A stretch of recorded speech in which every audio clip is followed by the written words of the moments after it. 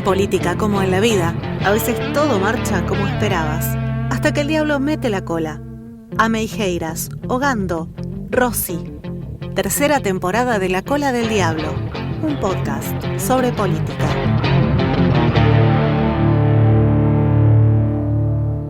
Salud la barra, ¿cómo están todos? Sean muy bienvenidos a una nueva y muy especial edición de La Cola del Diablo, nuestro podcast de política, que ahora por ahí tenemos que decir nuestro stream de política, Martín. Ponele. Soy Emiliano, el gaita Ameijeras, me acompaña mi socio Martín Ogando y cumplimos nuestra palabra. Dijimos antes de fin de año vamos a hacer un episodio por streaming y lo estamos haciendo a mitad de año, o sea, lo cumplimos con creces nuestro objetivo. Un poco pasadito de mitad de año. Bueno, no me quemé.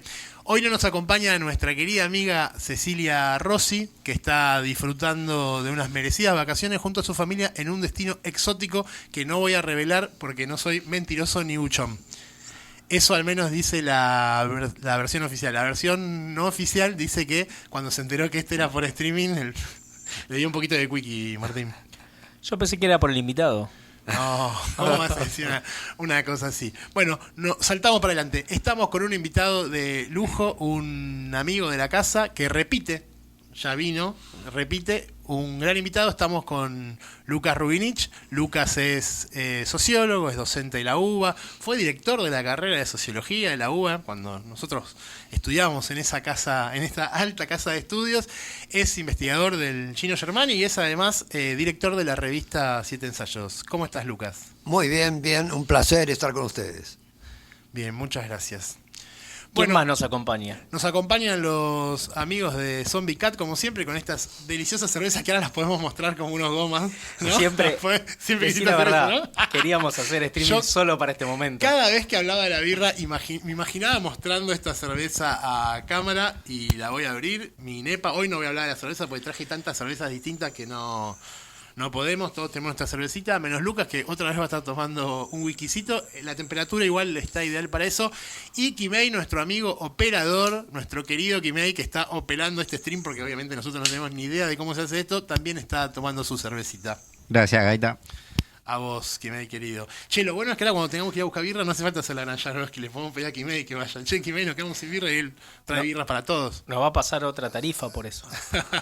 Escúchame. Cobraré peaje. ¿Dónde estamos grabando hoy? Estamos grabando en el estudio de Tuki Stream, que las pibas de Tuki Stream nos han brindado esta cortesía. No estamos en el Sindicato de Prensa de Buenos Aires como todos los viernes, pero también les agradecemos porque Total. No hay que ser desagradecido, ¿no? El que te bancó en la mala, hay que... 46 episodios. 46 episodios. episodios. 45. ¿Este no es el 47? No, digo que alguno no lo grabamos ahí. Es cierto. O 44, bueno, no importa. Por ahí. Vamos a hablar de cosas importantes. Vamos a hablar de cosas importantes. El hecho más relevante de los últimos días, obviamente, es el cierre de listas en la provincia de Buenos Aires para las elecciones desdobladas de la provincia. ¿Querés arrancar vos, Martín? Dale, semana efectivamente de cierre de la lista para las elecciones legislativas del 7 de septiembre en la provincia de Buenos Aires. Una semana donde se combinan, por lo tanto, en el análisis como dimensiones o magnitudes muy variables, ¿no? Por un lado, estamos hablando de un cierre de listas de elecciones para legisladores, es decir, para diputados y senadores provinciales y concejales, es decir, algo que en la naturaleza de la política sería, claramente, es algo de poca relevancia. Y consejeros escolares. Es decir, estamos hablando de, a partir del desdoblamiento, que hoy el encabezado de las listas va a estar en cada uno de los distritos de la provincia de Buenos Aires, en una categoría que en general la bonaerense metía como parte de una boleta sábana muy larga y que nunca tenía idea ni a quién había votado. Es decir, no hay nadie que se pueda acordar a qué candidato a diputado por la tercera sección o a senador por la primera sección alguna vez votó. Entonces, hoy, por las reglas del juego, este desdoblamiento, esa situación cambia, pero además cambia por un fenómeno que me parece más profundo, que es que todo el mundo tiene en claro que en las elecciones de la provincia de Buenos Aires, por quién es el gobernador, por qué espacio y fuerza política gobierna, por cómo se ha posicionado frente al gobierno de Milei desde el día 1 como un antagonista muy marcado, muy expresivo y radical en su confrontación con Milei, se juegan cosas relativamente importantes, ¿no? Es decir, un triunfo o una elección muy buena del gobierno nacional marcaría indudablemente un panorama muy favorable, ¿no?, para Milei de cara a octubre, y una reválida, un triunfo del peronismo, un triunfo del gobernador de la provincia de Buenos Aires, Axel Kicillof, marcaría una posibilidad de un peronismo también competitivo, al menos en la provincia de Buenos Aires y en algunos otros distritos, para las elecciones nacionales de medio término en octubre. Entonces me parece que ese es el primer análisis. Después está el contenido específicamente del cierre de listas,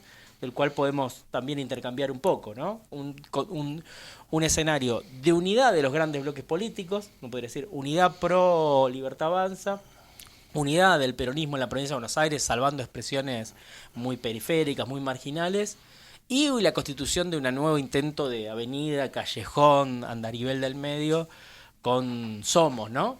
Y con el denominador común de una unidad que en la previa siempre es muy proclamada, pedida y hasta exigida con tonos moralistas, y que después cuando se concreta nunca termina de gustar ni dejar conforme a todos, ¿no? Y esto es válido, vale para el Frente Fuerza Patria, donde por supuesto hay muchos debates sobre las características que ha tenido el cierre, y vale también para el acuerdo Libertad Avanza PRO, ¿no?, que ha dejado heridos no solo en el PRO, del cual varios intendentes han migrado tanto para ir con expresiones vecinalistas como para sumarse al espacio de Somos, como para la propia Libertad Avanza al interior, ¿no?, con algo que ha tenido tal vez más espacio en medios y en redes de lo que en realidad merita, pero bueno, la relativa secundarización o exclusión de la lista del espacio del Gordo Dan, ¿no?, de la Fuerza del Cielo, frente al de Karina Milei y pareja, su armador bonaerense. 2 derrotas muy importantes les infligieron a esos muchachos en estos días. La primera es que los recontra marginaron de las listas, la segunda es que la Cola del Diablo empezó a hacer streaming. Tremendo. Han cagado las patas, ¿eh? Es una muy mala semana para el Gordo Así Dan. que bueno, me parece que una interrogante que tenemos y que me parece que está bueno para encarar con Lucas es cómo esta superficie, para decirlo de alguna manera, la política del sistema político, la política de la rosca, los cierres de listas, se conecta o no se conecta, se divorcia o no se divorcia, tiene algo que decir o que hacer frente a la desafección política de una parte de la sociedad en un momento tan crítico, en un momento tan dramático para la historia de nuestro país, viendo de lo que ha avanzado la Libertad Avanza, el gobierno de Milei, desde diciembre del 2023 acá. Lucas estuvo en septiembre, De 2023, sí. entre las PASO y las General y la- generales. Claro, lo No, mismo. Entre las PASO sí, y las entre las generales, PASO y las estábamos generales. diciendo lo mismo. Sí. Bueno, en ese momento Milei era un emergente, pero también al mismo tiempo era una incógnita. Ya no lo es más. Me parece que hay mucho para hablar al respecto. Entonces, ¿cómo se combinan esos dos mundos de la política? El mundo de la política de todos los días, mainstream, ¿no?, de la política de esos cierres de listas, y el mundo de la política en un sentido profundo, de esa política que hoy es más necesaria, más vital que nunca para salvarnos de la catástrofe nacional a la que nos está llevando Milei, pero que al mismo tiempo parece poco presente en la cotidianidad de la gente, ¿no? Bueno, la verdad que esto es un problema que me parece imprescindible de abordar, independientemente de la urgencia del significado simbólico de una elección como la tiene la provincia de Buenos Aires. Porque en este tipo de espacios donde uno se propone hacer algún mínimo análisis, no puede uno dejar de lado todo el proceso de deterioro y decadencia de las fuerzas políticas en plural, digamos.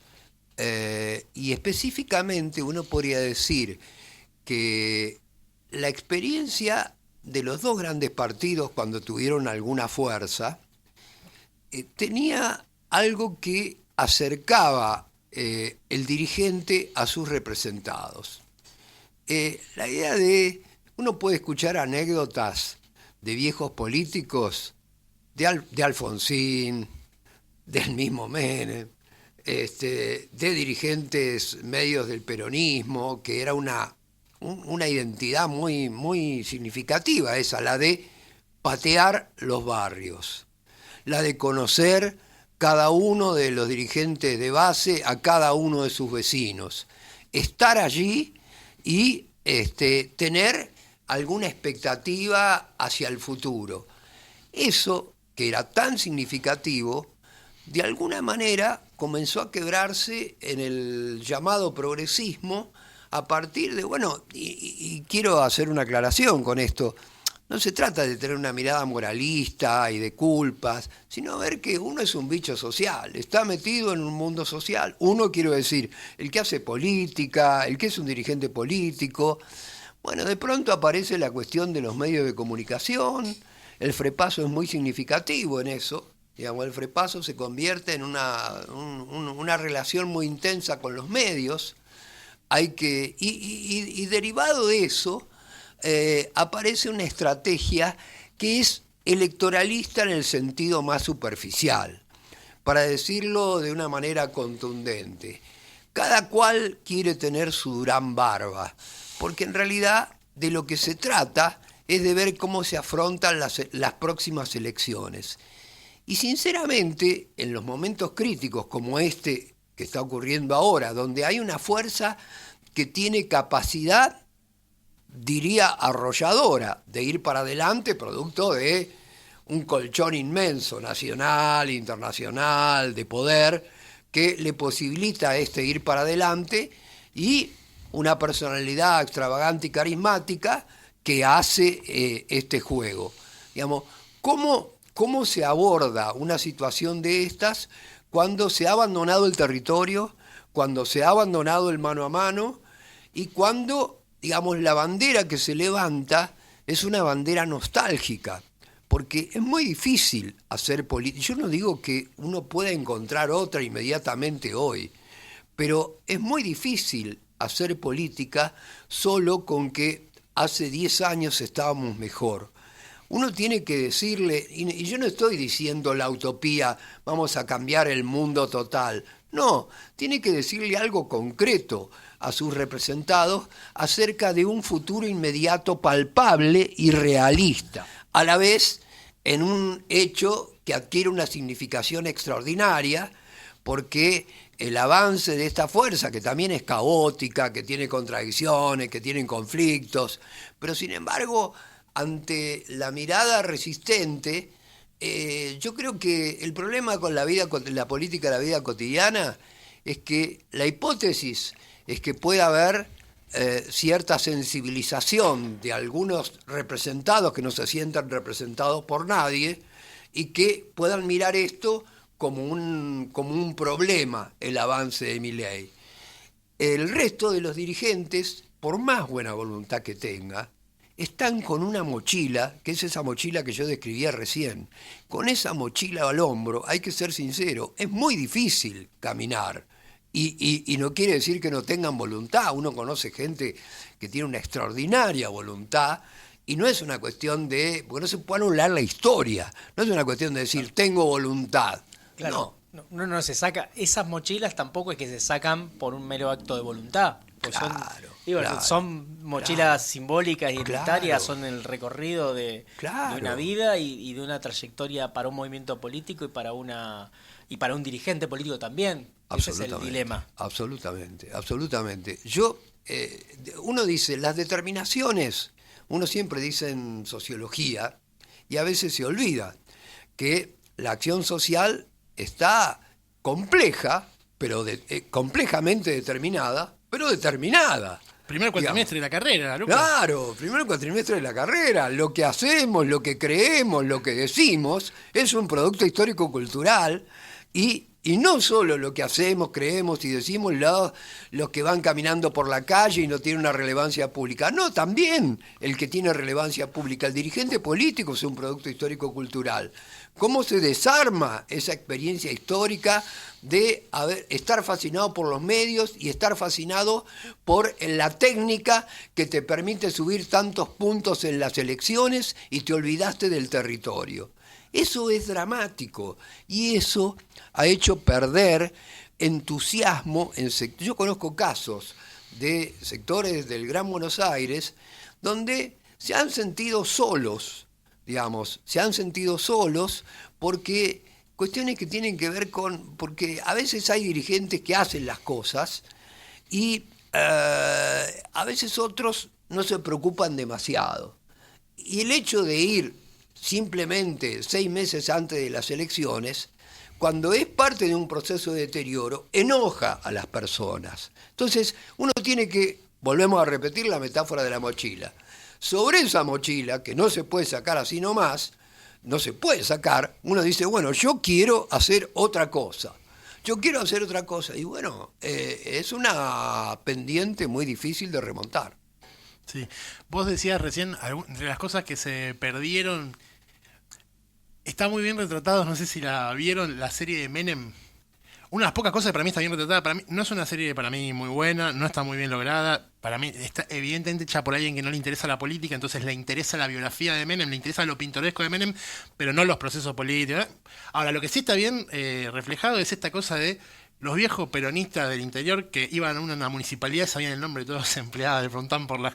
Lo mismo dicen, qué sé yo, no sé, el gallego de la Sota en Córdoba, esa cosa que se perdió, y hay muchas cosas que se perdieron, pero la más importante, me parece, es que un gobierno identificado con el peronismo, porque por más que Alberto Fernández quizás no sea el primer peronista, el gobierno del Frente de Todos, el gobierno que presidió Alberto Fernández, es un gobierno percibido por todos nosotros y por toda la sociedad y por el pueblo argentino como un gobierno peronista, bueno, no mejoró las condiciones materiales de vida del pueblo trabajador, del pueblo pobre, etcétera, etcétera, ¿no? Entonces, digo, es el piso que uno espera de un gobierno peronista. Esa es la mochila, entiendo, digamos, de la que vos estás hablando, entre otras cosas, uno de los aspectos de esa mochila es ese, que vos tenés que salir a hacer campaña, diciéndole al pueblo, en este caso el pueblo bonaerense, pero aplica para las elecciones nacionales cuando vengan, tenés que decirle que te voten para mejorar las condiciones de vida cuando hay un gobierno que las está empeorando, pero vos tenés un antecedente muy inmediato de que cuando te tocó gobernar no lo hiciste.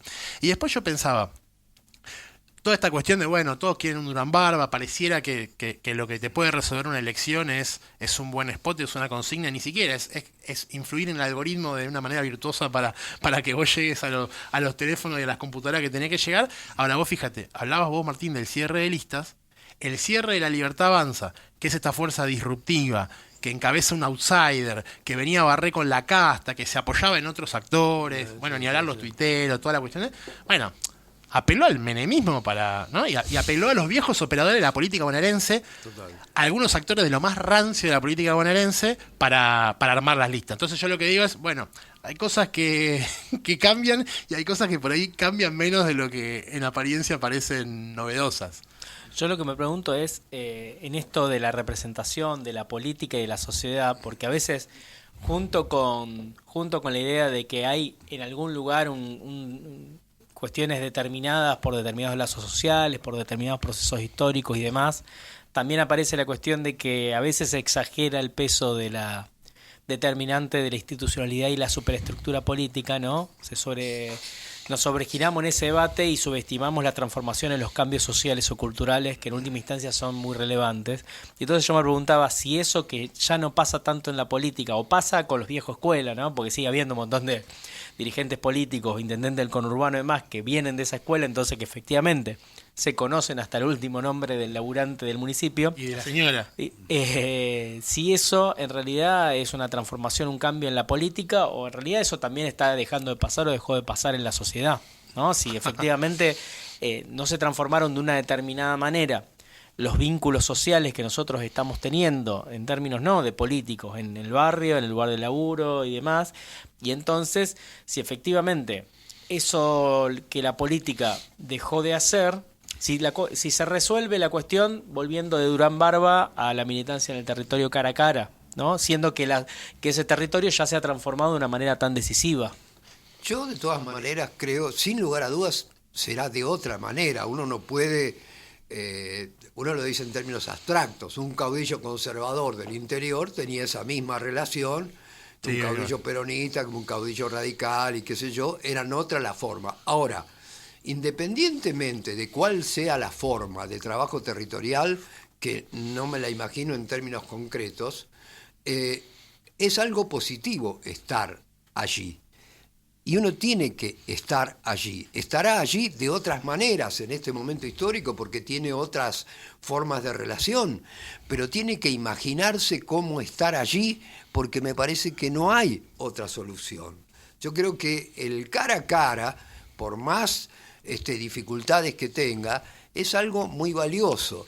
Y Pero no me quería olvidar de algo, de las determinaciones estructurales, porque, para ser sinceros, uno tiene reivindicaciones, cosas que se han hecho muy interesantes durante el gobierno de Néstor Kirchner y qué sé yo. Ahora bien, cuando Néstor Kirchner asume con una transformación estructural extraordinaria. Argentina tenía lo que todos sabemos, ¿no? Flota fluvial del Estado argentino, YPF, ferrocarriles. Bueno, cuando un presidente se sienta con esa infraestructura económica, tiene alguna capacidad para negociar. Los motivos que produjeron eso, bueno, lo que sea, pero objetivamente eso, que era una capacidad de negociación, vos podés negociar el precio de la nafta cuando tenés petroquímicas y tenés una empresa de petróleo nacional. Bueno, no lo tenés. Pero cuando Néstor no tenía una empresa, ya se había privatizado. Claro, por eso. Entonces, digo, venís en un momento histórico. Claro, vos decís la transformación regresiva que había operado el menemismo. El menemismo, claro. Es una transformación extraordinaria, es un cambio estructural que quiebra la lógica estructural de la Argentina. Ese es el peso más fuerte, yo diría, es ese. Bueno, te la tenés que arreglar con eso, porque la política se hace así. Ahora bien, la posibilidad de construir hacia futuro me parece central. Yo no sé cómo, pero algún discurso hacia futuro debería existir para entusiasmar a alguien, digamos. Y la tradición de lo que se llama la centroizquierda, el progresismo, ha perdido esa posibilidad. Son todos nostálgicos, los dirigentes más importantes, digamos, dicen cosas que es verdad, digamos, uno estaba mejor hace 10 años, 15 años, por supuesto, pero no es un discurso político, no es un discurso político que entusiasme. Entonces, yo creo que uno está enfrentando en un momento histórico muy dramático algo que es un fenómeno internacional, convengamos, digamos, ¿no? Si quiere uno agrandar la cuestión un poco más, diría, ¿qué son los partidos socialdemócratas europeos? ¿Qué eran los partidos socialdemócratas europeos y qué son ahora? Son los encargados de hacer las reformas que llamaron neoliberales. Perdieron una capacidad extraordinaria de representación. En algunos lugares hubieron experiencias institucionales más fuertes que permitieron capear la tormenta, pero la crisis de los partidos socialistas, el Partido Laborista, aún en el paraíso nórdico, todos esos entraron en una crisis estrepitosa, producto de un gran cambio de época. Ahora bien, el gran cambio de época impide pensar cómo una experiencia histórica tuvo capacidad de integración sin querer replicar esa experiencia histórica, porque ninguna experiencia histórica tal como es se puede replicar, sino como experiencias en que hubo integración. La integración es posible porque existió integración, y no estoy hablando de la revolución, digamos, total, estoy hablando de formas de integración en algunos países occidentales que posibilitaron un mejoramiento extraordinario de las condiciones de vida. Ahora, ¿cómo se hace para pensar nuevas formas? ¿Cómo se hace para...? Por eso es tan importante el debate, porque uno tiene que construir objetos del deseo políticos, objetos del deseo teóricos, digamos, y no tenemos objetos del deseo teóricos que se relacionen con la política. Es decir, ¿cómo imaginamos que puede ser una sociedad dentro de 30 años? ¿Tenemos capacidad para imaginar cómo puede ser más allá de un discurso ultra pesimista? No, un discurso ideológico, digo yo, un discurso que diga, el discurso ideológico, aún el discurso que puede ser negador de la realidad existente, cuando prende, puede tener una fuerza cultural y política extraordinaria. Esa es la experiencia de las utopías. Pero bueno, yo creo que hay que construir formas que no renieguen de las experiencias históricas tradicionales, pero que te permitan pensar ¿Cómo va a ser la sociedad dentro de 30 años? No solo cómo va a ser, sino cómo queremos que sea. La sociedad va a ser dentro de 30 años, si continúa esta línea, un desastre. Digamos, va a ser el neofeudalismo. Ahora, no queremos que sea el neofeudalismo. ¿Cómo nos imaginamos que puede ser la sociedad en las condiciones que tenemos en el presente? ¿Cómo se puede construir fuerza política para pelear contra esas miradas que, si uno tuviera que pensar el destino social, digamos, como esencial, en realidad no iría a ningún lado, porque muchas veces los diagnósticos de sociología se transforman en destinos sociales esencialistas. Las cosas son así, van a ir así, van a ir así, y la verdad que los datos dicen eso, pero no toman en cuenta lo imprevisto, lo azaroso. Y sobre lo que uno tiene que trabajar es sobre lo imprevisto, lo azaroso, pero con ideas hacia adelante. Bueno, Milei en Argentina no parecía estar inscripto en el devenir de los acontecimientos en el año 2018-19, por ejemplo. No en la década de 70, hace muy poco tiempo atrás, ¿no? Hace muy poco tiempo, un fenómeno como el de Milei, a pesar de que ya habían surgido fenómenos de extrema derecha, autoritarios, ¿no? De cuestionamiento del capitalismo neoliberal por derecha, para decirlo de alguna manera, ¿no? De cuestionamiento de este status quo de las socialdemocracias en Europa administrando el neoliberalismo, habían aparecido porque el fenómeno Le Pen es antiquísimo, viejísimo, pero en el caso argentino, la verdad es que para 2018-2019, ¿sabes? El tipo le había agarrado por empezar a hablar de la Revolución Rusa. Tenía que ver con eso. Kimei, claramente. traemos birra. Queremos empezar a debatir el tema candente de los soviets, Kimei. Es un tema que hay que discutir. En el 18, o se queda a discutir los soviets o se va a buscar la birra. El Congreso Pan-Ruso de los soviets en 1918. No, pero digo, cuando estábamos enfrentando al gobierno de Milei y el gobierno de Macri, y ya estaba en desbandada y se estaba discutiendo la conformación del Frente de Todos, el problema parecía en todo caso afrontar un nuevo gobierno peronista sin capacidad de transformación. No que decíamos Argentina, incluso cuando vimos a Bolsonaro en Brasil y a Trump en Estados Unidos, un poco soberbiamente nos cagamos a risa de este rincón, de este culo del mundo, diciendo esto acá no va a pasar. Los famosos anticuerpos del pueblo argentino. Los anticuerpos, el movimiento obrero, el peronismo, etcétera, etcétera, etcétera. Y después pasó. Entonces, digo, por esto que vos decís de una idea determinada, por más desfasada de la realidad que parezca, no necesariamente carece de un lugar en la historia de un pueblo. Y si fue posible con este fenómeno absolutamente aberrante, bizarro, que me trajo decenas de latas de cerveza, bizarro, aberrante que es Milei, por supuesto, esto está aplicado por una gran unidad de la clase dominante argentina detrás de Milei, y eso está clarísimo, ¿no? Milei es para la clase dominante argentina la posibilidad de, detrás de un loco, realizar sus sueños históricos, de terminar con el igualitarismo característico de una parte de la sociedad argentina, con esa experiencia de integración, con el peronismo, con los sindicatos y demás. Ahora, si eso fue posible, también estaría bien empezar a pensar un poco, si no es posible plasmar en la realidad proyectos que rompan ese posibilismo extremo. Ahora,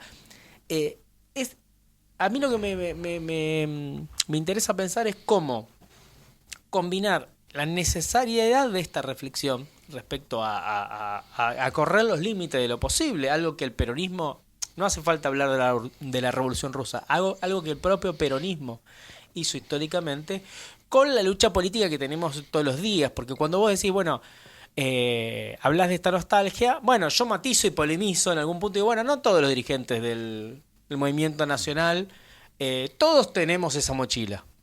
Todos tenemos nuestras mochilas, y eso es una realidad, un acondicionamiento que tenemos. Ahora, no todos los dirigentes del movimiento nacional expresan, para mí, es una opinión personal, los mismos niveles de nostalgia y de... Entonces ahí nos lleva a una discusión tal vez más concreta, que decir, bueno, cómo se combina la necesidad de este debate con la práctica política concreta, decir, bueno, qué liderazgo para este momento del movimiento nacional, qué vínculo y qué lugar tienen las viejas instituciones como los sindicatos, qué política tener para los nuevos sujetos de la clase trabajadora, pero también en la juventud, a debates que te obligan a cruzar de manera muy problemática, que en general no sale o sale de manera muy difícil, como dos dimensiones de pensamiento distintas, ¿no? La reflexión conceptual, teórico, filosófica, la mirada histórica y el barro de nos están cagando a palo, porque este gobierno, como vos decías, nos viene cagando a palo y hay que responder, y hay que tirar un guantazo, hay que golpear, hay que resistir. El micrófono no lo golpees. Estoy resistiendo. Bueno, yo creo que la cuestión de la deliberación dentro de los sectores políticos que tengan preocupaciones por el mejoramiento progresivo de la sociedad es fundamental. Si no hay deliberación, no se va a ningún lado. Si no hay deliberación, no hay deliberación con las bases militantes y no hay deliberación entre los sectores de la clase política preocupados por imponer. Ahí vamos mal, porque la deliberación es fundamental. Está el que está en la trinchera, el que es un gobernador, el que es un diputado, está en la trinchera, pero el que está en la trinchera tiene que hacer cosas, pero también necesita de la deliberación interna. Yo no le puedo decir simplemente repetir, ahí sí, nostálgicamente y de manera fetichista, discursos sobre el radicalismo, el peronismo, como que ya no tienen ningún sentido. Yo tengo que decir que hubo una derrota cultural extraordinaria. Tengo que debatirlo, no para que se deprima el dirigente, para que sepa dónde está parado. Tengo que saber que la crisis no es solo la crisis del peronismo, no es solo la crisis de la centroizquierda, es la crisis del liberalismo republicano. El liberalismo republicano, los que conformaban los frentes antifascistas, eran liberales republicanos, socialistas, comunistas, anarquistas, nacionalistas con algún tipo de distancia con el fascismo. Ese tipo de experiencia de aglutinamiento solo se logra con que exista espacios de deliberación. Y mi sospecha es que los espacios de deliberación movidos por la urgencia se han inhibido, y yo diría, en unos casos se han prácticamente clausurado. Y creo que es fundamental. ¿Cómo no vas a discutir? Yo digo, insisto en lo que dice Martín, me parece fundamental. La persona que es un diputado, un senador, un intendente, un concejal, está en la trinchera. Bueno, el que está en la trinchera tiene que salir a pelear con las herramientas que tiene en la trinchera.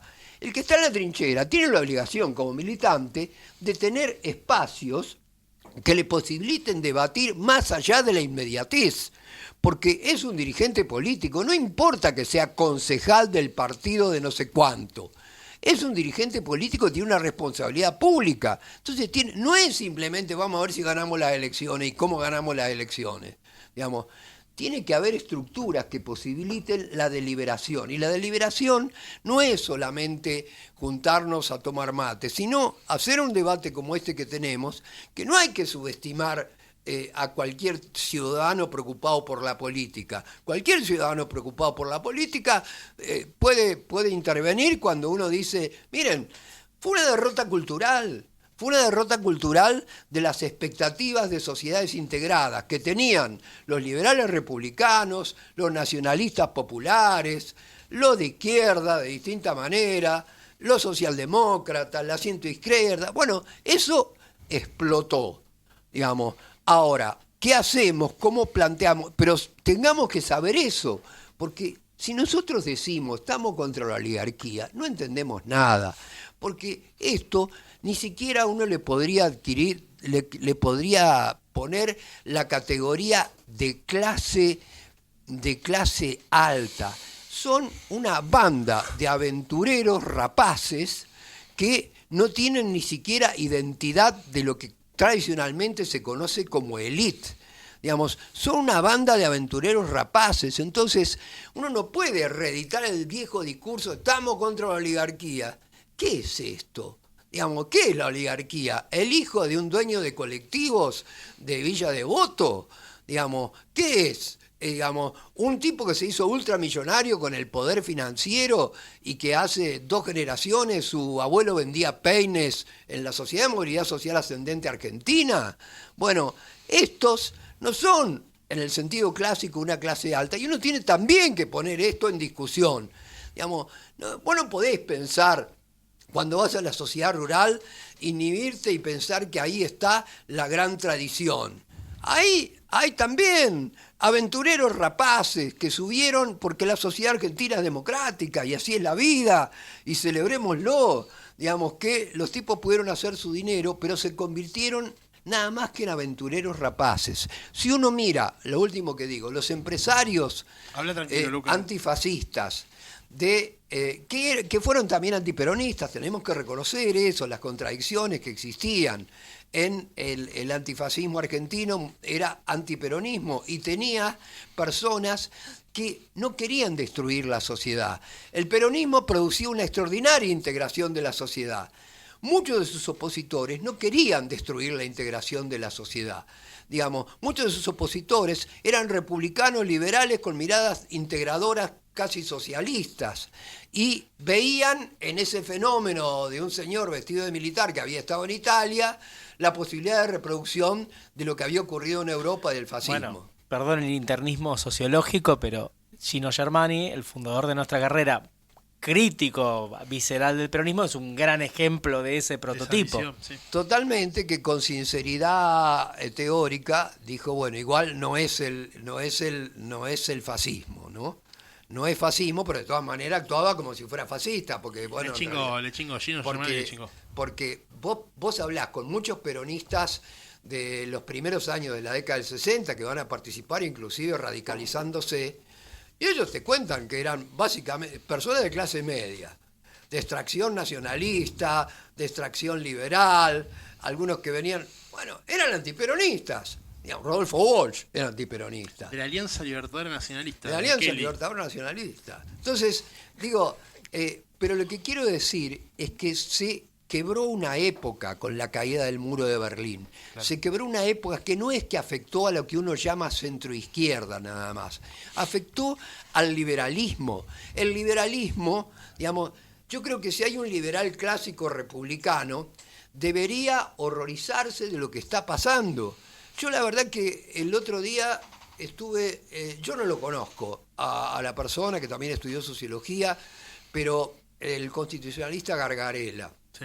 Y la verdad me pareció una especie de marciano extraterrestre en términos positivos, porque estaba en un acto de solidaridad con la diputada Vanina Biasi, que había sido acusada de antisemitismo, y se le estaba haciendo un juicio, y este señor mandó un video como parecía que estaba actuando un republicano liberal de los años 50, 60, y que decía que eso era una violación flagrante a la libertad de expresión, y que le llamaba mucho la atención que un juez que él conocía se hubiese quebrado ciertas reglas de protocolo básico dando el fallo que hizo. Entonces, digo, uno tiene que darse cuenta que el genocidio de Gaza es algo extraordinario y que realmente los países que tenían miradas de un viejo humanismo se quedan absolutamente callados. Entonces, esto en términos reales, uno tiene que decir esto cuando discute con el compañero que es concejal, el compañero que es gobernador, pero el compañero que es concejal. Hay una catástrofe cultural. Entonces, tenemos que pelear en el medio de esa catástrofe cultural. Si no peleamos en el medio de esa catástrofe cultural, realmente vamos a creer que las cosas son de otra manera, que vamos a ganar las elecciones y que las cosas van a ser mejor. No, vamos a ganar las elecciones y las cosas no van a ser buenas si no pero tenemos cierto, esa deliberación. Pero es cierto, el gran dilema de todo esto es que si perdés las elecciones, las cosas pueden ser peor. Pero obvio que sí, por eso es un problema. Ese es el problema. Obvio que sí. Vos la vez que viniste... Qué difícil es hablar después de Lucas, porque no solo por su capacidad reflexiva, sino porque además todo lo dice tan enérgicamente, que después viste hay una diferencia en la energía, digamos, de cómo uno dice las cosas, que me hice agarrar la cabeza. El mejor profesor que tuve en toda la carrera de sociología. Y lo peor es que es el primero, entonces después... Cecilia, gran docente de la carrera de sociología, ¿eh? Totalmente. Medio pelo. Un beso para Ceci. Yo voy a hablar muy bien de la compañera Cecilia. Claro, una gran docente, Cecilia. Che, no, pero digo, vos cuando viniste al podcast en aquel momento, hiciste mucho hincapié en esto de la falta de espacio de deliberación, ¿no? Yo creo que nosotros seguimos pagando las consecuencias de eso, de que algunas consignas, por más que podían ser correctas, claras, reemplazaran grandes debates, de que el tacticismo y la inmediatez de la coyuntura reemplazara el debate estratégico, ¿no? Yo creo que nosotros, hoy el campo popular en Argentina paga el precio de, en un momento político, como fue el kirchnerismo, que políticamente fue muy, muy productivo, muy virtuoso, que obviamente, y a la luz de lo que estamos... Hay más cerveza, Toquimei. Antes de irse, nos dejó birra. Que estamos pagando las consecuencias de no haber aprovechado ese momento. Es decir, un momento donde vos avanzabas con política y dabas ciertas disputas culturales y demás, no haber dotado a la militancia popular de ámbitos de debate, digamos.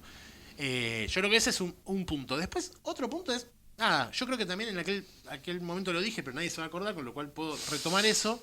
No, pero yo hago mucho hincapié en esto. Creo que gran parte del fenómeno que pasa, sobre todo entre la dirigencia del campo nacional y popular, en la política hay de todo, no hay que tener una visión ni naif, ni mucho menos condenatoria. Nosotros que vivimos discutiendo política, interviniendo política desde el ámbito que sea, y pensamos tener una concepción política de la vida misma y ni hablar de la vida social.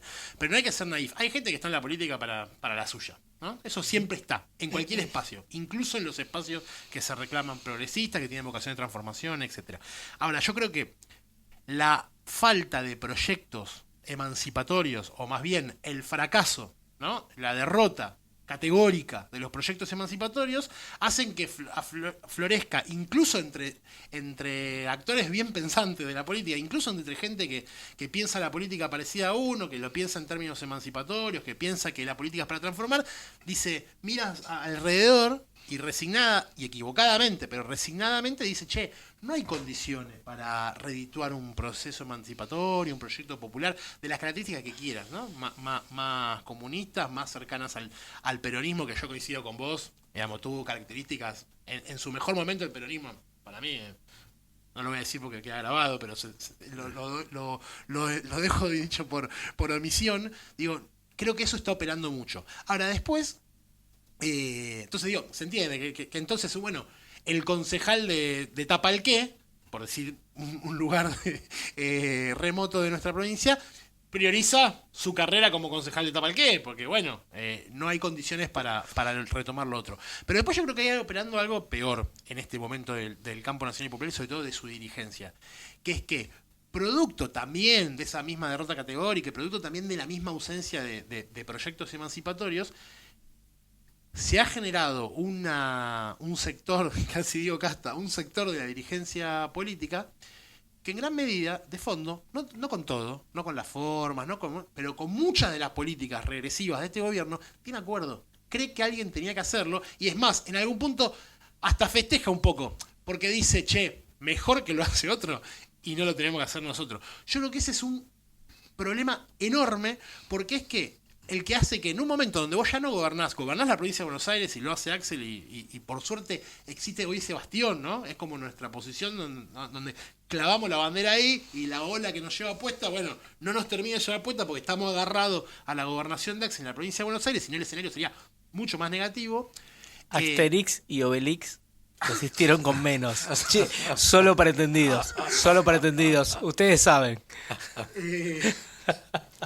Me perdí. ¿Qué estaba diciendo? El bastión de la provincia de Buenos Aires. Y de ahí resistimos. Sí. Perdón. Me fui. Bueno, se pero estaba entendiendo igual. Bueno.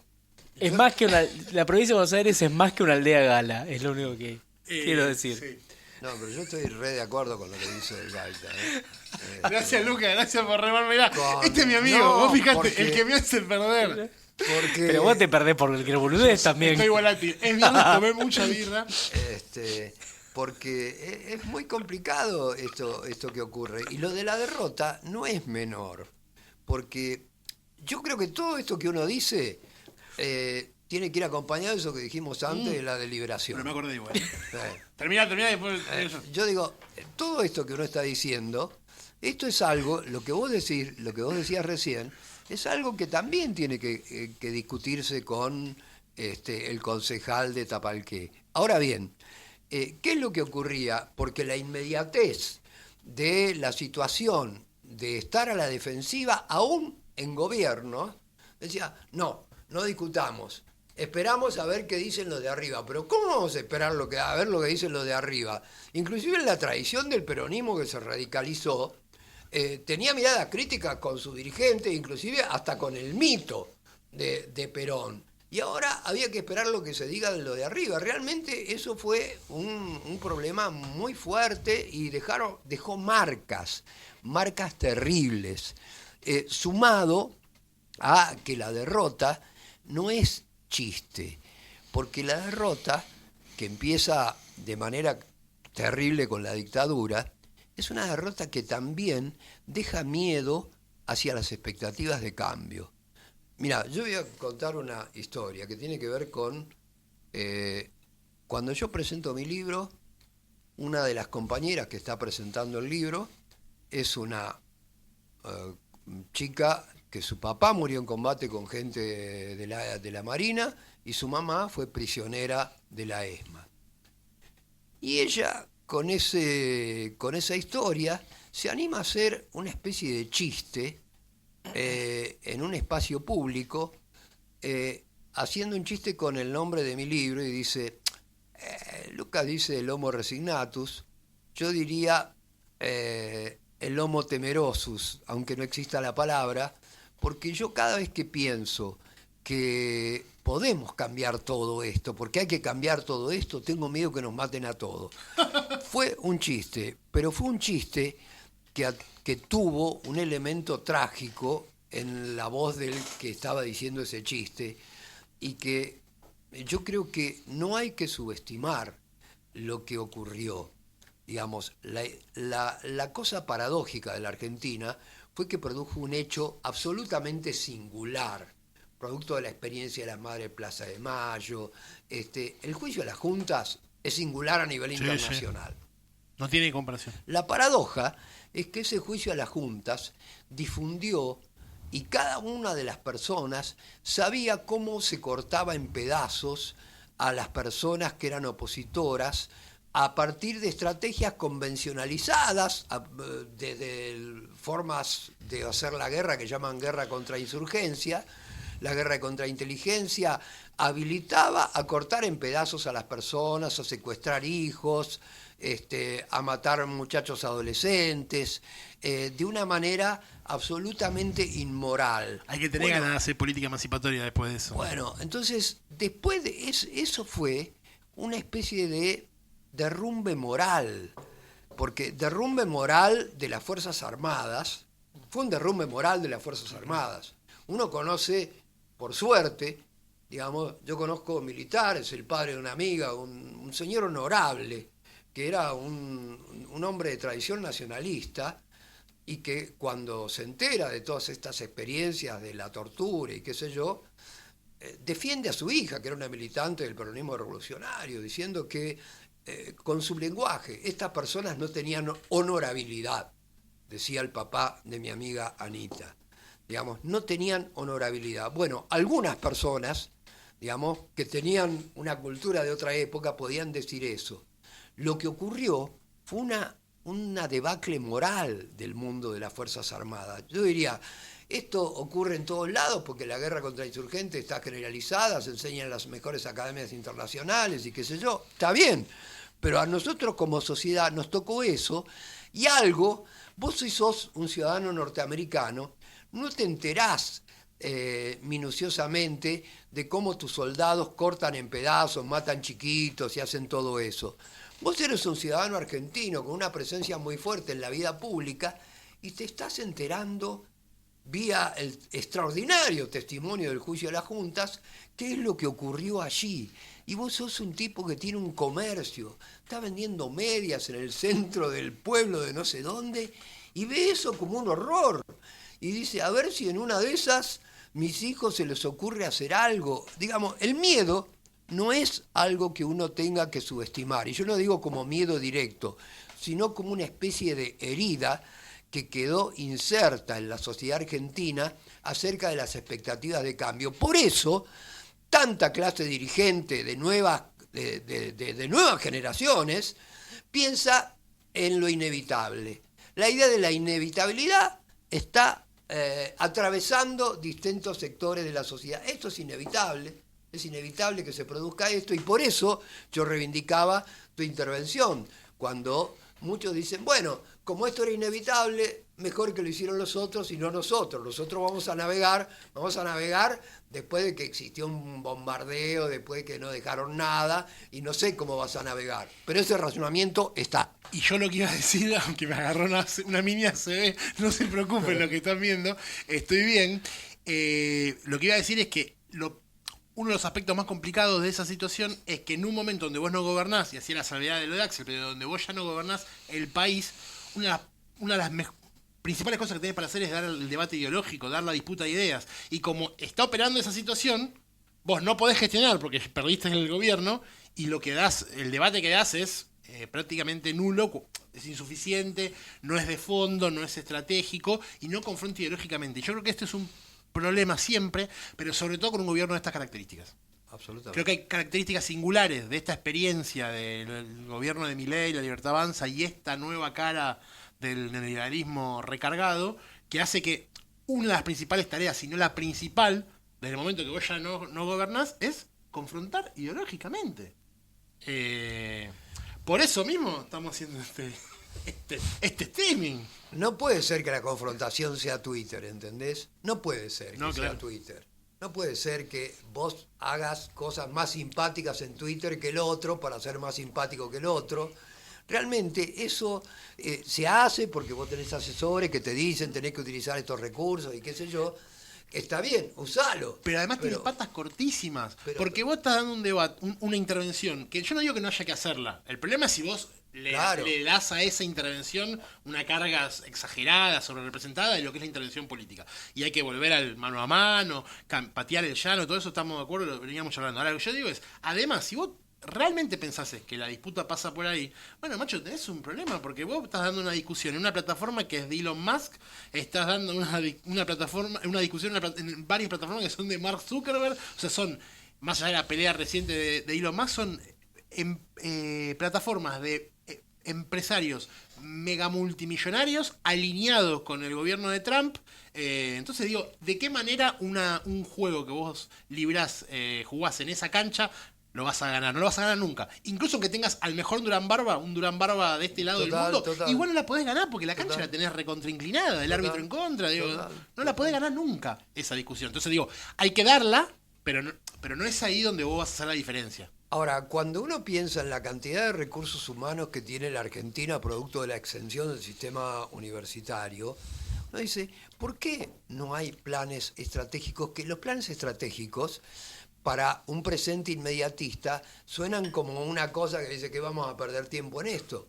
Pero una pérdida de tiempo. No hay planes estratégicos que te digan, mira, yo puedo armar polos de desarrollo informático en tales y cuales lugares asociando 5 universidades que tienen las mejores carreras de informática, de ingeniería de datos y qué sé yo. No es absolutamente imposible hacer eso porque tenés los recursos humanos. Vos podés desarrollar medicina de alta complejidad de una manera, digamos, que sea vanguardia en el mundo. Vos podés hacer una serie de cosas con los recursos humanos que tenés y con la infraestructura deteriorada, pero del mundo universitario que tenés. Entonces, si vos planificás eso estratégicamente, claro, en el contexto presente, alguien te puede decir, bueno, es un delirio esto. No es un delirio, aunque vos no lo puedas hacer inmediatamente, porque vos tenés una expectativa hacia futuro. Yo decía la otra vez que estuve con ustedes, si cuando se produjo ese hecho en el gobierno de Alberto Fernández que tenía que ver con esta empresa de cereales, si vos hubieras discutido durante 4 o 5 años antes qué hacer con la exportación de cereales, seguramente tenías una respuesta. Ahora, no había discutido nada, entonces nadie sabía qué hacer. Alguien dice, escúchame, el canal de Magdalena, solitariamente, Jorgito Tayana salió en un momento a decir el canal de Magdalena, y quedó como una especie de cantor solitario al que nadie atendió. Pero la verdad, son proyectos interesantes, pero no tienen que ser la voz aislada, sino que tienen que ser proyectos que se discutan, que se debaten al interior de la clase política. Y el problema es que no se debaten. Claro. Y lo peor es que, perdón, pero lo peor es que hay sectores que vienen planteando eso sostenidamente hace mucho tiempo. O sea, no es que no está el planteo, no se escucha, es peor. No se escucha. Porque el planteo está sobre la mesa, se desoye. Exactamente, iba a decir exactamente lo mismo, por eso hacemos un podcast juntos. Que a veces no es que no existan esos proyectos, sino que no tienen un lugar relevante en la política, y voy a hacer la salvedad, por lo menos en el último tiempo, con lo del canal Magdalena, que efectivamente Axel tomó lo del canal Magdalena como un eje central y articuló alrededor de eso todo su discurso el año pasado, el Día de la Soberanía, en el acto que hizo ahí en Vuelta Obligado en San Pedro. Armó una comisión. Me parece que efectivamente pasa por ahí. Yo una última cosita. Vos, Lucas, estás escribiendo un nuevo libro. Si querés ahora cuando cerrás nos podés comentar algo sobre qué. Pero escribiste un libro sobre el cual hablamos en el episodio 8, es decir, hace 39 episodios de este ciclo tan exitoso denominado La Cola del Diablo atrás, que se llama Contra la resignación. Contra el libro la- contra el homo resignación. El episodio le pusimos contra la resignación, Claro. con nuestra amiga Marta Linares, que le mandamos un beso además. Saben que traje el libro en la mochila para mostrarlo, porque ahora que somos streaming podemos Mirá, lo voy a mostrar las latas de cerveza, pero también, dale, tráelo. Podríamos mostrar el libro, amerita, porque aunque ya salió hace 2 años, Y claro, ya va a ser 2023. casi 2 años, ¿no? o 2024. Ni me acuerdo, fíjate. A ver. Lo comprometimos. Vale la pena todavía, el enfoque de ese libro, los temas que trata, vale la pena todavía comprarlo y leerlo. 2022. Pero quería hacerte una pregunta derivada de ese libro, que es vos en el capítulo 6 de ese libro, que es el Homo Resignatus. Uy, ¿qué fue ese ruido? No sé. Espero que no haya sido que se cortó la grabación. No. Recordamos que estamos haciendo por primera vez este formato a todos los televidentes que están del otro lado, así que esperamos que no tener problemas técnicos. Decís algo interesante, que es que hay cierto fenómeno, proceso en el cual de vaciamiento, vos decís de eufemización de la política, donde los vencedores no levantan de manera orgullosa vos decís, lo estoy leyendo acá, la pura bandera de la victoria, porque eso implicaría considerar a los derrotados que los derrotados no tienen capacidad de generar conflicto y de resistir, ¿no? Y decís que quienes sostienen la cultura predominante asumen un discurso político democrático republicano sin contenido sustantivo, ¿no? Medio light. Después decís también cosas de nuestro bando que yo creo que siguen siendo aplicables, pero no importa, por eso me centro en esto. Y esto que vos describís es muy aplicable a la socialdemocracia, al giro neoliberal de la socialdemocracia europea, a los demócratas reventando países en nombre de la democracia, incluso al PRO, ¿no? A la propuesta republicana de Mauricio Macri. Ahora, parece poco aplicable a un gobierno como el de la Libertad Avanza, que sale y dice, echa 30.000 empleados estatales y dice, echamos 50.000. Vamos a matar y a exterminar a todos los cucas, a los peronistas, a los planeros, a los comunistas. No digamos Es decir, suficiente a los periodistas. no digamos, es decir, todo lo contrario, ¿no? Es decir, elevan orgullosamente una bandera de victoria que incluso a veces no es tal, ¿no? Como hay una especie de sobreactuación de la agresión al otro. Y me pregunto entonces, ¿qué pasó en el medio entre que vos escribiste este libro y este proceso de Milei? ¿Cómo explicás vos esta disonancia o qué podrías Yo creo que hay un decirnos? proceso de saturación de los discursos progresistas que se fueron fetichizando cada vez más.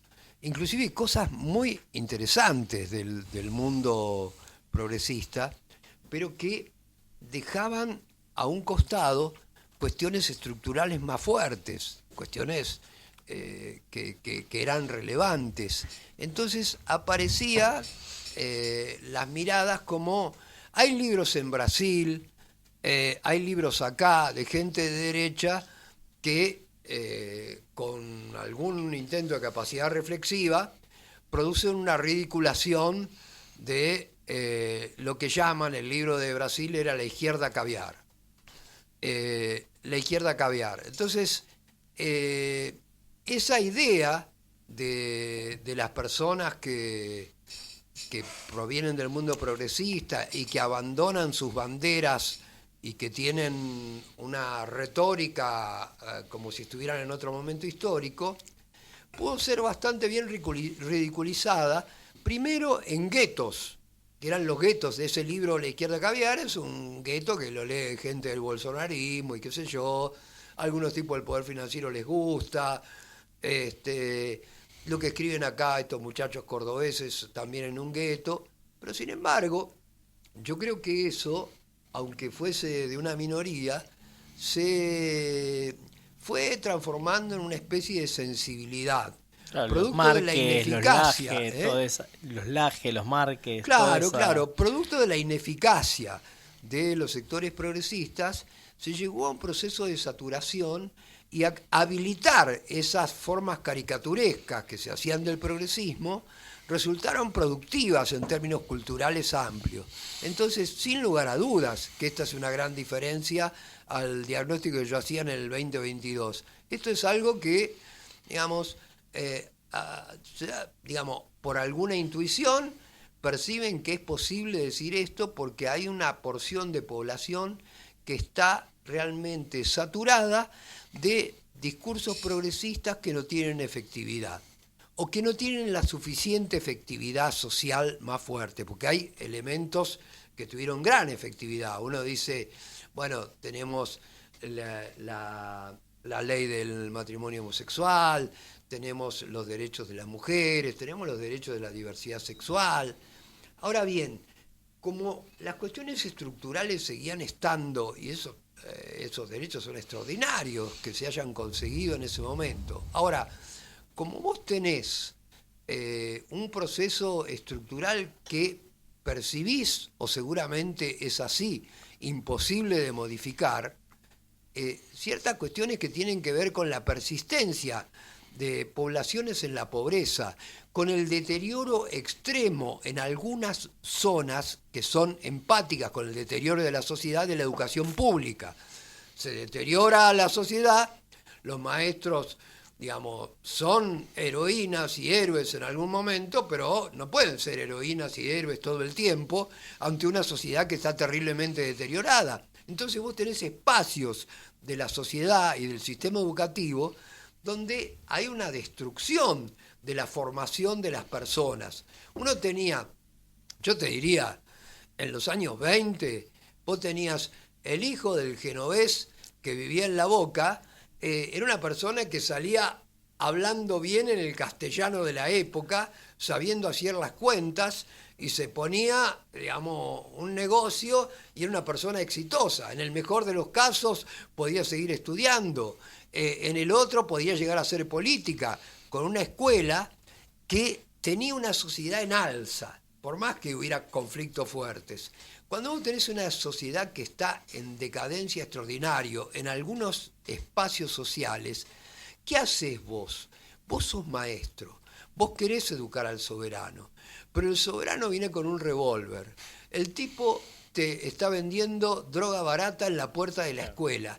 ¿Qué haces vos? Sos maestro, maestra, tenés 25 No hay nada, es decir, años. la exigencia que por momentos se deposita en la escuela Claro. no tiene sentido. Es decir, Claro. no hay forma de que la escuela pueda lidiar y que el docente pueda lidiar Mirá, con semejante nosotros proceso. tenemos en nuestra cátedra un compañero que es autor de teatro y que dirige teatro, se llama Gustavo Moscona, que él era maestro y profesor en Virrey del Pino, en La Matanza.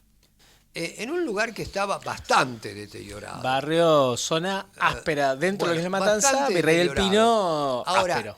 ¿qué le puso este? Pero yo digo, no puede ser todos los maestros como Gustavo, que yo le decía, en términos técnicos vos estás loco, porque no podés hacer eso que estás haciendo por el sueldo y por el tiempo que le dedicás. Se agotó también, estuvo unos años y se agotó. Claro. Sacaba una revista de cómics, hacía grupos de teatro, digamos, que llenaban la escuela y que abordaban problemas que tenían que ver con la sociedad de ese momento. ¿Están matando a los viejos? Eran obras de tesis. Se mostraba cómo mataban a los viejos y que eso era una aberración. Las chicas quedaban embarazadas, y eso era más complicado, yo pensé que le iban a prender fuego el teatro. Las chicas mismas, que son las víctimas de esa situación, actuaban diciendo que había que usar preservativo. Bueno, tuvo un éxito extraordinario. Ahora, ¿qué ocurría? Era un loco que llegaba a las 8 de la mañana y se iba a las 8 de la noche, en el mejor de los casos, porque estaba el domingo y se quedaba hasta la madrugada. Entonces, un maestro normal no puede ser así. Digamos. Pues estaba loco, ideologizado, creía su idea peronista. Bueno, y así todo lo sostuvo unos años, en algún Unos momento años dijo, se agotó, bueno, claro. se agotó, porque no se puede hacer eso. Entonces, porque la sociedad está tan destruida. Entonces, yo digo, uno puede, yo entiendo que por ahí no se pueden hacer las cosas, pero uno tiene que hacer ese diagnóstico. Bueno, es bla, bla, bla de educación pública. Bla, bla, bla de educación pública. No hagamos encuestas acerca de dónde mandan los concejales progresistas, los diputados progresistas, a sus hijos o a sus O el ministro nietos. de Educación. ¿No? Bueno, lo del ministro de Educación ya fue una catástrofe en un momento, donde Mirta Legrand le pregunta al ministro de Educación, y bueno, porque yo soy judío, por esto, por el otro, qué sé yo. Pero no podés hacer eso, ¿entendés? No podés. Ahora, si podés, es que realmente todo el mundo te mira y dice, bueno, yo lo entiendo a la persona, yo entiendo al concejal que vive en un barrio que está deteriorado y dice, no, yo no puedo mandar al colegio a mi pibe porque en la puerta venden droga barata. Yo lo entiendo en términos personales. Ahora digo, si vos después, porque el discurso superestructural te obliga a decir, nosotros somos defensores de educación pública, el vecino te ve y sabe que vos no mandás a tu hijo a la escuela pública. Yo te entiendo por qué no lo haces, pero realmente eso genera una distancia extraordinaria y genera una caricaturización del discurso progresista que aparece en aquellos sectores que caricaturizaban el discurso progresista y que encuentran fundamentos. Y eso se transforma en una sensibilidad que hace posible decir, todos los de los derechos humanos son un curro. Vamos a echar más gente porque son todos unos vagos. Y que mucha gente... Sí, los estatales son casta. Claro, todo casta. Bueno, la verdad, una categoría importantísima que inventó Milei, como decía mi maestro Ricardo Sidicaro, digamos, fue absolutamente, digamos, productiva la categoría de casta, porque había gran sector de la población que estaba harta de la distancia que tenían sus representantes, y eso fue productivo, independientemente de que ahora se transforme. No la inventó, la apropió. Pará. La apropió. Si no, ya... No le La saquemos apropió, crédito. pero se apropió No le de una saquemos categoría... crédito a Pablo Iglesias. La Claro. transformó en productiva, Sí. transformó en productiva. Por eso puede patear todo, puede hacer todo y puede agarrar al árbol caído y pegarle una patada. Porque el árbol caído, digamos, tenía esa cosa de disimular que formaba parte de este espacio, pero sin embargo no tenía la práctica que corresponde a este espacio. Uno puede mirar dirigentes gremiales peronistas, inclusive de los que a mí no me caían tan simpáticos en la década del 60, todos ellos tenían su vida en su lugar. Algunos tendrían más plata, otros tendrían menos plata, pero tenían su vida en su lugar. Estaban allí. Por supuesto que uno tiene los ejemplos más significativos de algunos de los del Plan Coninte que murieron ahí de viejito en Avellaneda, en una casita humilde y que eran personas relevantes. Uno puede hablar de Raimundo Ongaro, puede hablar de Agustín Tosco, pero también muchos de los que son más burócratas eran personas que estaban en su lugar, que estaban en su lugar, que tenían relación con la gente. Bueno, eso no es menor. Y yo puedo reafirmar esto en el presente diciendo, algunos sindicalistas del presente logran éxitos extraordinarios porque tienen un sector que se los posibilita. Pero porque tienen una voluntad y una tradición que la reprocesan de manera particular. Te diría, sindicato de aceiteros. Sindicato de aceiteros. El sindicato de aceiteros es un sindicato, Jofra, es una persona de tradición peronista que él sabe que sus obreros van a ir a la huelga porque saben que su dirigente va a lograr lo que se propone. Ahora bien, ¿cuál es la paradoja? Muchos de los obreros de ese sindicato que logra mínimos extraordinarios para un trabajador votaron a Milei. Confían en su dirigente. Su dirigente lo quieren, está ahí, vive en un pueblito cercano. Es uno más. Siempre confían en el dirigente. Ahora, no confían en la política, confían en el dirigente. El dirigente tiene una política progresista, extraordinaria, lo siguen. Ahora, cuando los tipos van a votar a Milei. Es una paradoja. Eso es. Que se explique igual, pero eso no deja de ser paradoja. Claro. Che, yo creo que si no lo paramos a Lucas, ¿seguís? Sí, No, y metemos el el primer la primera stream de La Cola del Diablo, se convierte en una especie de Maratón. programa ómnibus a lo mateico, ¿no? Y estamos no toda la tarde, sino toda la noche. Yo encantado igual porque... Pero no lo va a ver nadie. Lucas Ese es el problema. Es maravilloso.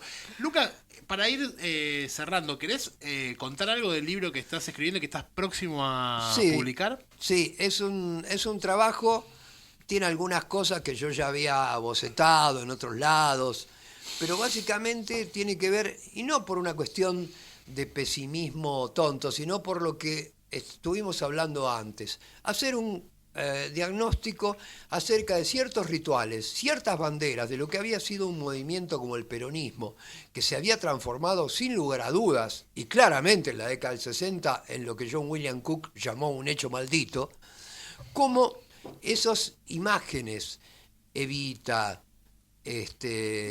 la palabra gorila, y yo hacía un análisis también en uno de los ensayos sobre populismo. Populismo siempre fue una cosa, en términos analíticos, realmente no vale 2 pesos. No. Es cualquier cosa. Pero para hacer política... Pero para hacer política era muy fuerte, era el estigma. Sí. Era el estigma. Ahora ni siquiera eso. Lo que yo quiero mostrar es cómo hay todos esos emblemas tan extraordinarios del primer peronismo que tuvieron una productividad cultural fortísima, no significan nada. No significan nada. El ejemplo, no me acuerdo si lo puse o lo voy a poner, pero el ejemplo más extraordinario es que mi amigo Pancho se entera que hace 2 años hay un acto por el bombardeo. Pancho es Pancho Langeri. Pancho Langeri. Saludo a Pancho. Pancho Langeri se entera que hay un acto por los bombardeos del 16 de junio de 1955, entonces decide ir a la Plaza de Mayo. ¿Con qué se encuentra? No veía a nadie. Después ve a 6 o 7 señores mayores que andaban con unas rositas que iban a tirar, unas flores que iban a tirar a la plaza. Entonces le dice, compañeros, ustedes son... Sí, nosotros somos los que organizamos un acto. Era en un gobierno peronista. Se estaba hablando de un hecho que fue un hecho catastrófico inmoral, que es el bombardeo de la población civil en un mediodía laborable. Tal vez el inicio simbólico de una tradición de terrorismo de Estado, de agresión a la población civil arbitraria en la historia argentina. Absolutamente. Bueno, estábamos en un gobierno que se identificaba como peronista y los únicos que había ahí eran 7 veteranos muy simpáticos, que creían que su deber era hacer un homenaje a las víctimas. 7 veteranos en gobierno peronista. Nadie quiso nunca hacer esa reivindicación. Es un elemento para poner sobre la mesa. Bueno, esto es un elemento más de la decadencia. Bueno, estamos acá, Martín. ¿Cómo? Te pido, por favor. No, le preguntás a ¿A Lucas cómo le pasó? ¿Cómo la pasó? Me haces parecer una persona más previsible de lo que realmente soy. Y nosotros tenemos un esquema muy estructurado en este programa. Lucas, para nosotros siempre un placer que vengas a discutir con nosotros. ¿La pasaste bien? Pero absolutamente, no se nota, Sí, claro, no te absolutamente. puede- no te Estoy puede- entre amigos y con buena capacidad de diálogo y de debate, así que me parece extraordinario el espacio. Y con whisky de buena calidad. Y con un whisky de buena calidad Ayuda, traído acá por el ayuda. compañero Gaita, que realmente... A la mañana me iluminé y pensé en vos y la agarré la botella. Mirá, la tuve todo el día en la mochila. Muchas gracias, Lucas, por venir. Muchas Bueno. gracias por haber vuelto. Vamos a tenía que hacer una serie de agradecimiento larga igual.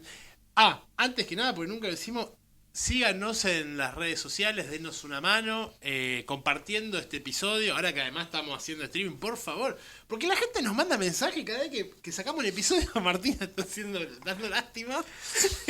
Cada vez que sacamos el episodio, un montón Miau, de compañeros... miau, miau, Hablando en serio, hay un montón, esto es una reflexión. Hay un montón de gente que nos dice, buenísimo el episodio, qué bueno, me encanta lo que hacen, los escuchamos. Compartilo, entonces, ¿no? Difundilo. La vieja consigna de las prensas sobre las prensas anarquistas. Lea y Lea y difunda. difunda. Bueno, Lea y difunda. escucha y comparta La Cola del Diablo. Así que gracias a... no, pero pará. Síganos en las redes sociales, porque esto es un quilombo, porque como están las cuentas ocupadas son todas distintas. Entonces, en Twitter, síganos, somos @lacoladiablo. Escuchá, mirá, tengo todo. En Telegram se pueden unir a nuestro canal, que es @lacola del diablo.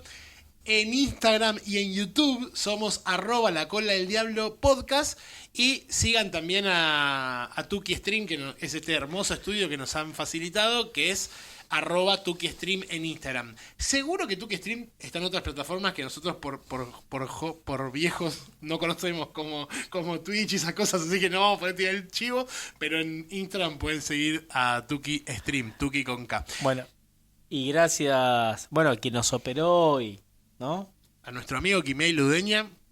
Gracias también al Bocha Facundo Cobian por la cortina musical, a la locución de Andrea Pérez y a Mateo del Tini y Daniela Recarte por la gráfica de La Cola del Diablo. A los amigos de Zombie Cat por estas deliciosas cervezas que hemos tomado. A Ceci Rossi, que hoy no pudo estar, pero que es parte de este staff, y le mandamos un gran saludo. Al Sindicato de Prensa de Buenos Aires y a Lucas por haber venido, por el tiempo y por siempre tus muy interesantes y enérgicas reflexiones. Muchas gracias, Un Lucas. placer, realmente un placer. Salud la barra.